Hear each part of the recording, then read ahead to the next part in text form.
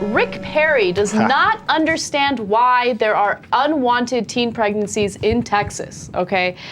He has appointed creationists to the Texas Board of Education. He has defunded all comprehensive sex education in the state of Texas, and he's actually made it so the 2 6-month courses that school kids would take for comprehensive sex education have been cut down to a single course on abstinence-only education. So you would think, oh, well, you know, obviously if he's making these moves, he's really tackling unwanted teen pregnancies and it's really helping out. Yeah. Except it's not. In 2007, Texas became the state with the highest unwanted teen pregnancies. No. Yes. But they're working so hard. But abstinence works, doesn't it? Now, the reason why I bring this up now is because I want you to pay close attention to the way he handled this interview that was done in October 2010. He is talking to a reporter by the name of Evan Smith from the Texas Tribune. And Evan basically asks him straight out, why is it that we have so many unwanted teen pregnancies? Continue with abstinence education programs when they don't seem to be working. In fact, I think we have the 3rd highest teen pregnancy rate in the country among all the states. Abstinence works. But we are the 3rd highest teen pregnancy. We have the 3rd highest teen pregnancy rate among all states in the country. The questioner's point is, it doesn't seem to be working. Abstinence education. It works. Maybe it's the way it's being taught or the way that it's being applied out there. But the fact of the matter is, it is the best form of to teach our children. So as I mentioned, that interview was done in 2010. In 2007, Texas was #1 in unwanted teen pregnancy rates. They're apparently at #3 now, but they still have, you know, among the highest unwanted teen pregnancy rates in the U.S., okay? And part of the reason why is because they defunded comprehensive sex education.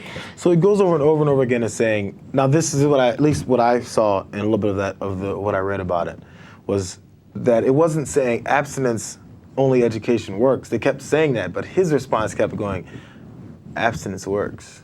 If you don't have sex, of course you're not going to get pregnant. Of course you're not going to have any STDs. But that's not the education. The education is what doesn't work. Abstinence-only education doesn't work. But if you just happen to, you know, never be able to get a guy or a girl to sleep with you, yeah, you're fine. You're not going to get pregnant. It's okay. It's not going to work out for you.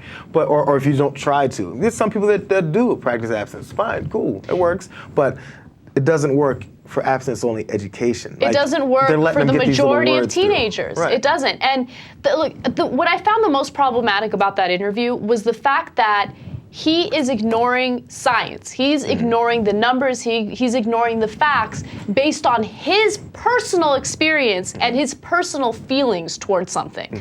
Okay, do we want someone like that to run our country? No. I mean, does Rick Perry even have a chance? No. Not in hell. So I'm not even concerned about that, right? But it's so discouraging to me to know that he is a governor of a state where people actually believe in the crap that he's like pushing.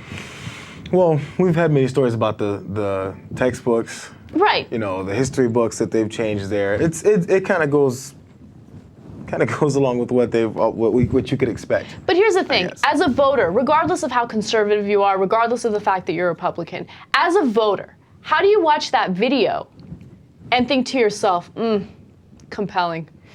Like, how do you watch that video and think like, yeah, Rick Perry's got it going on. He knows what he's talking about. This is the thought process. We're losing right now as far as because, well, first off, you ignore the numbers, but if you have a little bit of thought process and you go, well, the numbers say that this isn't working. But you go, we're losing right now. But you know what? We have to stay steadfast. We have to keep pushing because that's going to change. We're not convincing enough people. And the only way to convince more people is to continue to push what we think works, which obviously doesn't work. But it's not working right now. You know, we're losing a couple battles, but we're going to win the war. It's the mindset. There's no room for changing your mind because that's like, you know. It becomes your identity. Yeah. And I think that admitting to yourself and admitting to others that you were wrong for all this time is a difficult thing to achieve. And look, there are definitely people out there who believe in the scripture. They believe, you know, abstinence is the way to go. I can understand that. But there's no denying the facts and numbers. Okay, so I want to show you guys the second part of the interview that I found interesting. So let's watch the video. Can you give me a statistic suggesting it works? I'm just going to tell you from my own personal life, abstinence works. And the point is, if we're not teaching it, and if we're not impressing it upon them, then no. Is the audience laughing at him? Yes. That's depressing. See, that's what I'm saying. He said, from my own personal experience, which by the way, I don't know him. I don't know anything about his history, his sexual history, but his personal experience, that dude did not sit around and not try and get at girls. If he didn't have sex, it's because they wasn't giving him any. But the second part of that, when he says, he basically said what I was talking about earlier. We just have to keep pushing and trying for it. It's the mindset. And the reason, when you asked earlier about the reason when people say, oh, well, it's not working, but if you say it's not working, if you admit to that, because it becomes your identity, because you're saying God isn't working, and you can never say that.